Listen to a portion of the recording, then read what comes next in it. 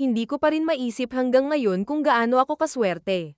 Si Boyfie at ako ay naging magkaibigan mula noong 14 pa lang ako at 16 siya. Noon pa lang, halata na naming may chemistry sa pagitan namin, pero pareho naming inisip na baka out of our league ang isa't isa. Nang sa wakas ay inamin naming pareho ang nararamdaman namin, kailangan pa rin niya akong kumbinsihin na subukan ang relasyon. Sobrang nerbyusa at takot ko noon, 19 years old lang kasi ako, at wala pa akong tiwala sa sarili ko. Pero naging kami. Tumira kami sa iisang bubong ng 4 na taon.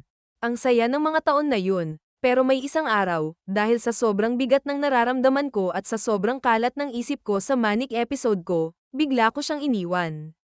Walang pasabi, walang paliwanag, at sa araw pa ng pinakamahalaga niyang exam sa university. Umuwi ako sa bahay ng parents ko at doon, pumasok ako sa isang 2 taong affair kasama ang isang mabuting kaibigan naming dalawa. Alam kong kasalanan ko. Pero kahit ganun, hindi namin pinutol ang koneksyon. Nananatili pa rin kaming best friends, nag-uusap tungkol sa lahat ng bagay, kahit masakit, kahit mali. Ang totoo, sobrang guilty ako sa lahat ng ginawa ko sa kanya. Mahal na mahal ko siya, pero inisip ko na hindi ako karapat-dapat para sa kanya.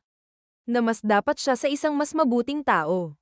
Pero siguro yun talaga ang ibig sabihin ng tunay na pagmamahal, kahit anong paglayo o pagkasira. Bumabalik pa rin sa isa't isa.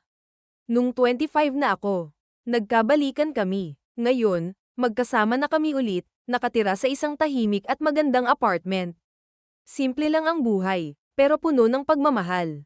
At ang lalaking yun, siya pa rin ang pinakamabuting taong nakilala ko. Pinatawad niya ako sa lahat. Tinanggap niya ako sa kabila ng sakit at gulo na iniwan ko noon. Hindi ko talaga alam kung anong ginawa ko para mapasa kanya pa rin ako. Pero alam ko, hinding-hindi ko nasasayangin ulit ang pagkakataon.